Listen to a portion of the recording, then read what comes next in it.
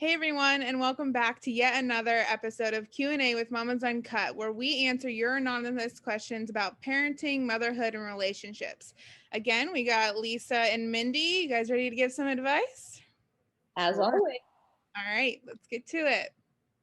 I started seeing this guy I met online. We only saw each other at night, and I was fine with that. I just enjoyed the time we spend together, and I work all day. We see each other about 8 months. We were seeing each other for about 8 months before I found out about him. One day I decided to search his name on Facebook and found out he had a fiance, and they looked so happy in all the pictures that I saw. I felt hurt by all that I saw, and I was wondering if anything that he told me was true. I was destroyed. I was crying by myself in the car one night after work, and I decided to confront him that night. When I confronted him, he stayed quiet. I told him I didn't know what to do or if I should tell his girlfriend or not because I didn't want her to feel the way that I did. He told me not to, but I said she needs to know. He begged me not to. After I told him to leave, he wouldn't stop texting me. I would ask him if he loved her, and he said, yes, I do. It crushed me knowing he still loved her, and he said he still loved me too. I told him he couldn't love two people at the same time. It wasn't normal. I ended things, and I never did tell his girlfriend. Should I have told his girlfriend about us? I have a lot of proof, a lot of messages, pics, and everything. What should I do? Go ahead, Lisa. I don't know. I have ambivalent feelings on this one. I know it feels kind of like I could go either way. At this point, it seems like it's too far in the past and probably not. If she's still having guilt about it, it's time to just let it go Totally. because it's too far gone to contact her at this point. I think it's too far gone. Yeah. But at the same time, if I were in that situation, I would have probably told the other person, especially if they were engaged. Well, so That's before you're married, and they have a right to know that information before they enter into a marriage with somebody else. I would think that's the way I would think of it. totally agree. I mean, whenever I'm faced with a problem that is a difficult one, such as this, it's really all you can do when you take the decision is say, if I were in her shoes, what I want to know. Yeah. Right.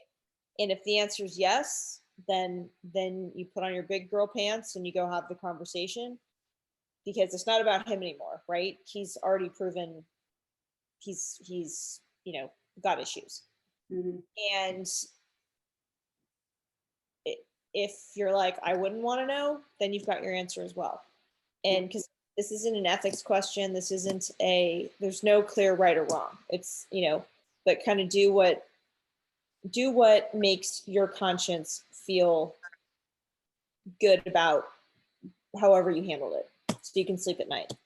Yeah. If he had a problem, he probably has already cheated on her again, is my guess. Yeah. So that's why I think it's probably, I don't think she needs to beat herself up about this. I think she did the right thing by ending it, especially because he started a relationship on a totally lying basis. Yeah. For me, I would need to know. I would want to know if my fiance was cheating on me. And I think I would be very upset if someone knew and didn't come forward to tell me. Would you be okay if it's the person he's cheating with telling you? Yeah. I think the messenger is the challenge. That's true. Is the challenge. And I would be not being honest with myself if I wouldn't at first probably take it out on her, even though it was both of their faults, even if she didn't know. I think I would be very upset. It wouldn't be a fun conversation to have, but I would need to know. I would just want to know it from anyone. If she's the only person who knows me to tell me who it is, then you have to tell me. And I firmly believe once a cheater, always a cheater. I don't think you come back from that. And so that would be one of the things that I would know, because regardless of, like, I could forgive him and leave him, but I wouldn't be able to stay with him because that's just my belief. Yeah. I don't believe he would be able to change, and I would constantly be worried that he was doing it again. And so, I mean, I guess they say ignorance is bliss, but I'm not about to have a shady relationship, especially because in order for me to be in a relationship, a lot of work went into that. So if you break that trust, then yeah, we have some issues. Fair enough. So, okay. I've been married for my husband for almost 5 years. Ever since we got married, he has had a problem with self-hygiene. Every time I say something about it, he gets mad and blows up. He won't brush his teeth, and I have to ask him multiple times just to shower. I feel no sexual attraction towards him at all because of it. I'm lost right now. Ladies, please give me some advice. You're up, Mindy. Is he depressed? That's my first thought, honestly. I feel like not. I mean, I can understand like maybe some personal hygiene slipping, and you like for a guy, I could see that happening, but all of this happening, not brushing teeth, Yeah, that's a big one. that's a big one. And the length between showers can vary person to person. That's not, I mean, I know that it probably bothers this woman, right? But the teeth brushing is really what I would stop on. And I would probably just have a frank conversation with him about how he's really feeling and why he doesn't feel the need or desire to take care of his body. Yeah. And and just approach it with love. I don't know how else to do it because it sounds like she said things to him. I think it would be really brutal if he was already depressed and she said something like, well, I'm not attracted to you because you smell, or I'm not like, I think that would be hard to hear. I think maybe some therapy, some counseling just for him, for you guys both, where this could come out in a productive way would probably be the only way I could see forward if he's not listening when you just say this. But I suspect he is depressed in one way or another. Yeah, I think that makes a lot of sense. And, the lack of hygiene is the symptom, it's not the illness. Yeah. There's something else going on. That being said, no one can blame you for not being attracted to him. Yeah. When this is happening, right? It's very,